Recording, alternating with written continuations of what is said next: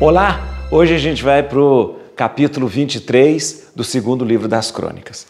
Esse capítulo trata do quê? Trata da entronização de Joás, ou seja, quando Joás assume o trono, e claro, a morte de Atalia. Você viu que Procó que deu naqueles capítulos anteriores, né? Atalia mata os netos todos, mas o Joás tinha sido escondido pela sua tia no quarto, no dormitório reservado aos sacerdotes, e ficou ali durante 6 anos. Atalia, que reinou durante esse tempo, né, como uma rainha ilegítima naquela situação, ela não percebeu que o Joás estava crescendo ali debaixo praticamente das barbas ali de todo mundo, né? Ou seja, Joás, quando chega a uma certa idade, Joás será entronizado, ou seja, todos os sacerdotes se aliam e entronizam, ou seja, colocam no trono e unge o Joás. E aí você vai ver o que acontece justamente porque Atalia será morta, tá bom? Vamos ler então, é um capítulo bem sanguinolento, porque tem conspiração. É um filme, né? Tem conspiração, tem morte da Atalia, pode morrer dentro do templo, morre lá fora. Então, ó, vamos ver daqui a pouco. Deixa eu te falar uma coisa. Quando você assistir esse vídeo, você dá um like, né? Um joinha, para marcar, para você se organizar, né? E saber que você já viu esse vídeo. E também porque quando você dá o joinha, o like, você me ajuda a divulgar o vídeo. Eu quero cada vez mais divulgado esse nosso encontro aqui, para que a gente possa cada vez mais ler a Bíblia. É muito importante, muito importante. Todo mundo tem que ter contato com a palavra de Deus, né? E eu convido você a também chamar mais e mais pessoas para fazer essa caminhada com a gente, ler a Bíblia toda. Você já percebeu, você que está fazendo a leitura comigo, você já percebeu o tanto que nós já lemos? O quanto a gente já leu da Bíblia? Tá bom? Então vamos lá? Bíblia na mão, Espírito Santo no coração. Capítulo 23 do segundo livro das Crônicas. Quero lembrar você que nós já vimos isso no livro dos Reis. Não sei se você está lembrado. Já vimos tudo isso no livro dos Reis. Mas aqui é a visão do cronista, uma visão um pouco diferente, mas praticamente a repetição daquilo que já aconteceu no livro dos Reis. Tá bom? No 7º ano, Joiada, cheio de coragem, conquistou a fidelidade dos centuriões. Azarias, filho de Jeroã, Ismael, filho de Joanã, Azarias, filho de Obed, Maasias, filho de Adaías, Elisafate, filho de Zecri. Joiada é o sacerdote, né? O sumo sacerdote. Então ele conseguiu ali a simpatia dos que tinham poder. Percorreram Judá e reuniram os levitas de todas as cidades de Judá, assim como os chefes de família de Israel. Em seguida, retornaram a Jerusalém. Todo esse grupo fez uma aliança com o rei no templo. Eis, disse-lhes Joiada, o filho do rei que deve reinar, segundo a declaração do Senhor referente aos filhos de Davi. Eis o que deveis fazer. 1/3 dentre vós, sacerdotes e levitas, que fazem o serviço do sábado, estará de guarda às portas do templo. Outra terça parte vigiará o palácio real. E a outra terça parte guardará a porta de Gesode, enquanto que todo o resto do povo ocupará os átrios do templo.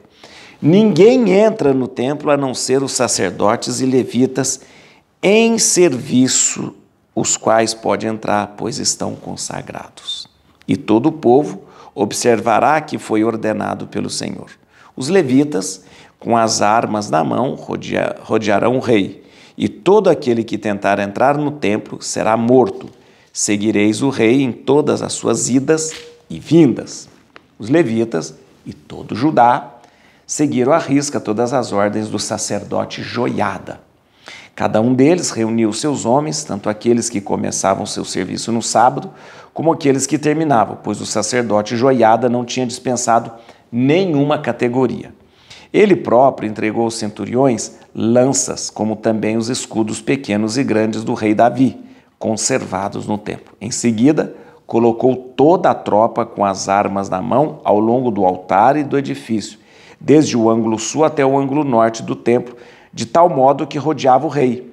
Em seguida trouxeram o filho do rei, o cingiram com diadema e lhe entregaram a lei. Ele foi proclamado rei.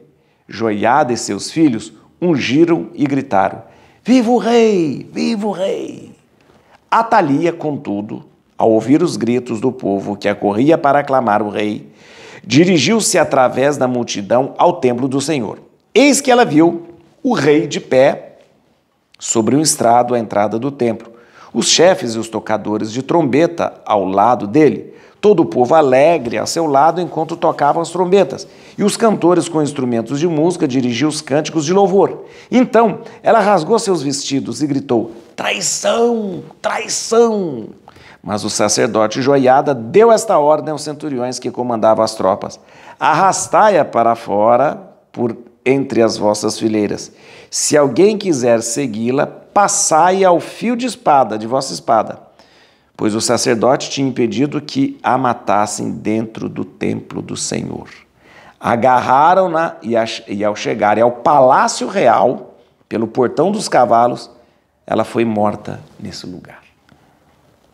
Joiada fez uma aliança entre si mesmo, o rei e o povo, uma aliança segundo a qual o povo devia pertencer ao Senhor. Então toda a população dirigiu-se ao templo de Baal e o demoliu. Quebraram seus altares e suas imagens e assassinaram diante dos altares Matã, sacerdote de Baal. Em seguida, Joiada postou sentinelas no templo do Senhor sob a direção dos sacerdotes e levitas que Davi tinha dividido em categoria no templo para o oferecimento dos holocaustos ao Senhor, assim como está escrito na lei de Moisés, entre os cantos de alegria, conforme as disposições de Davi. Colocou também porteiros à porta do templo, para que ninguém atingido por alguma mancha nele pudesse entrar. Tomou consigo os centuriões e as pessoas importantes, aqueles que exerciam alguma função entre o povo, assim como toda a população da terra. Fizeram todos um cortejo ao rei, quando este saiu do templo do Senhor. Entraram no palácio real pela porta superior e estabeleceram o rei no trono. Toda a população da terra regozijou-se. Contudo, a calma reinava na cidade, enquanto Atalia era morta com um golpe de espada. Muito bem, gente. É claro que ia acontecer isso com a Atalia. Vamos lembrar bem rapidinho, só vou dar uma passada para vocês. A Atalia era uma rainha ilegítima. Ela não era da linhagem davídica. Ela era filha de Omri. Então ela vinha de uma dinastia lá do norte. Não tinha nada a ver, A Atalia, na verdade, como ela era casada com Jorão,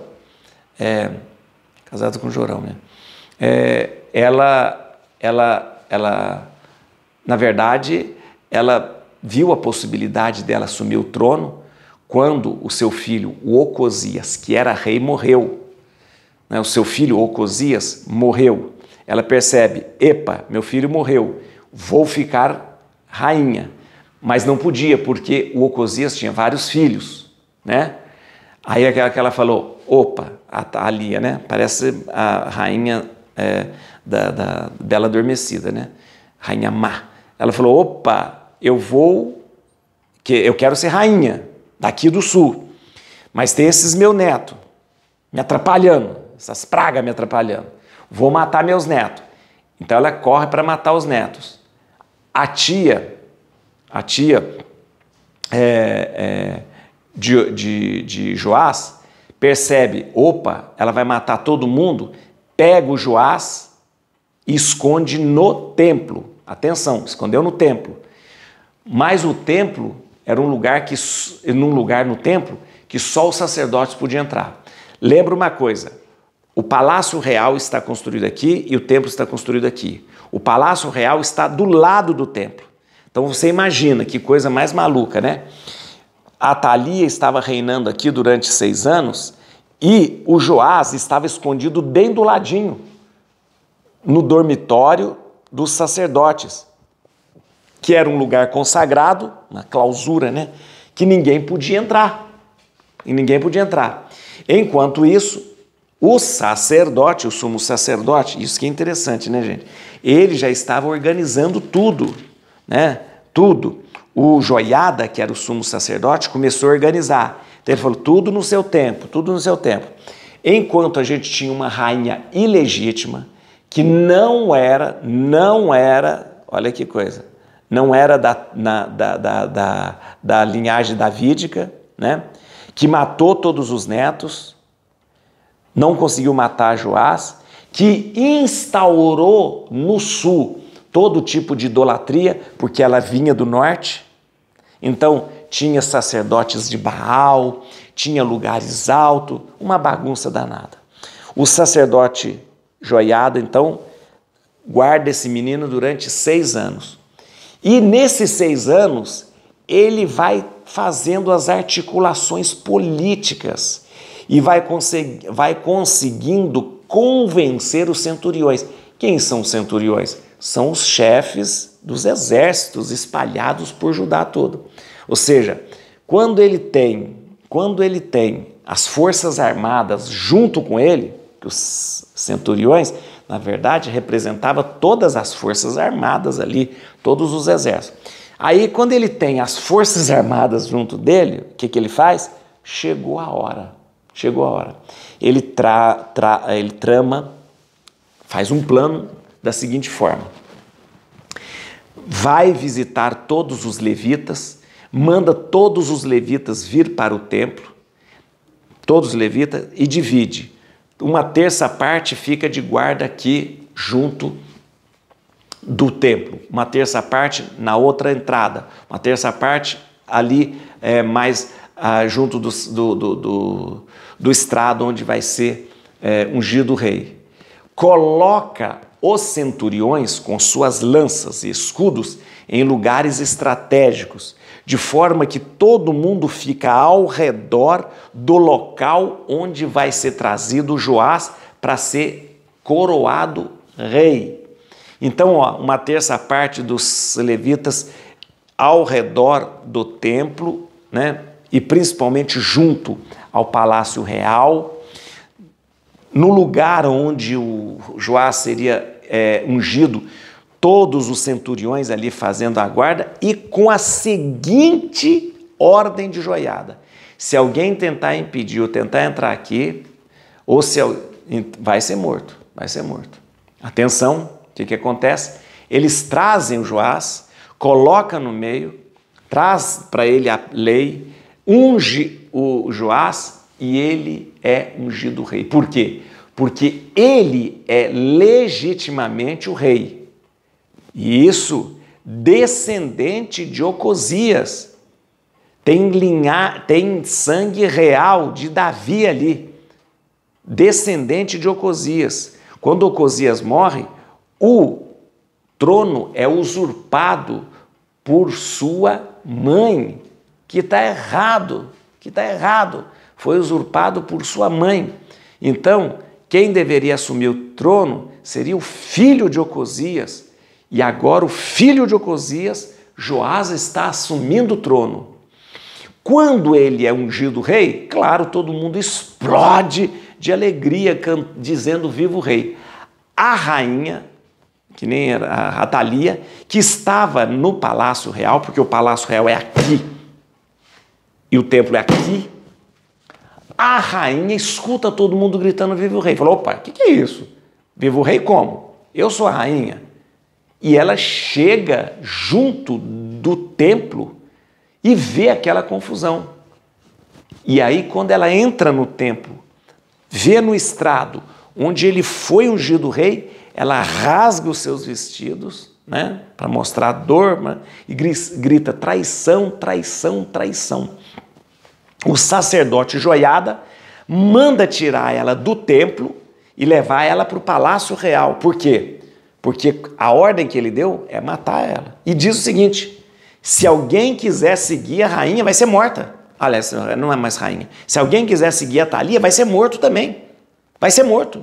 Porque o pensamento de Joiada, o sumo sacerdote, é o seguinte: tira do templo. Ninguém pode ser morto no templo para não macular o templo.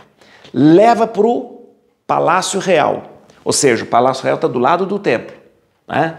E ele ainda dá uma ordem: se alguém quiser seguir a Atalia, vai ser morto. Quando os centuriões pegam a Atalia, levam para o templo, para o Palácio Real. Quando entra no Palácio Real, mata a Atalia. Ou seja, ela foi morta, não no templo, para não macular o templo, mas logo que ela entra no Palácio Real, ela já é morta.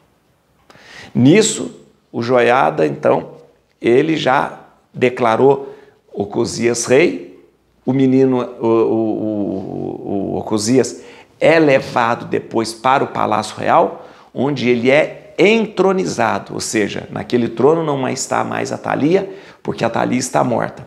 E ele é colocado no trono e nós temos um novo rei que restabeleceu a dinastia davídica, né, que foi tomada, usurpada por um pequeno tempo por uma aventureira chamada Atalia. Eu sei que às vezes essa história pode chocar a gente, nossa, é vó que manda matar neto, é sacerdote que manda matar a rainha, pelo amor de Deus. Não é?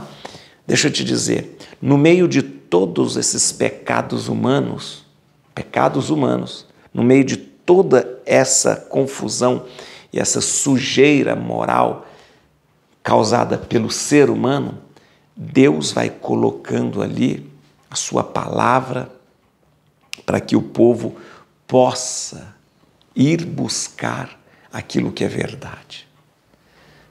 Eu já lhe disse e repito, toda a Bíblia, inteirinha, do começo ao fim, tudo existe e foi feito por causa de Jesus. Jesus é o centro. A Bíblia, a nossa fé e tudo que existe é cristocêntrico, é para Jesus. Tudo isso está sendo preparado para o grande Messias, para o grande ungido, para o Salvador. O povo precisa passar, precisa se purificar, precisa evoluir para que chegue em Jesus. Tudo isso está sendo preparado para que lá na frente Jesus venha nos salvar de tudo isso e nos resgatar verdadeiramente. Et crucem Domini fugit partes adversa, vite teleo detribiuda radix Davide. Aleluia.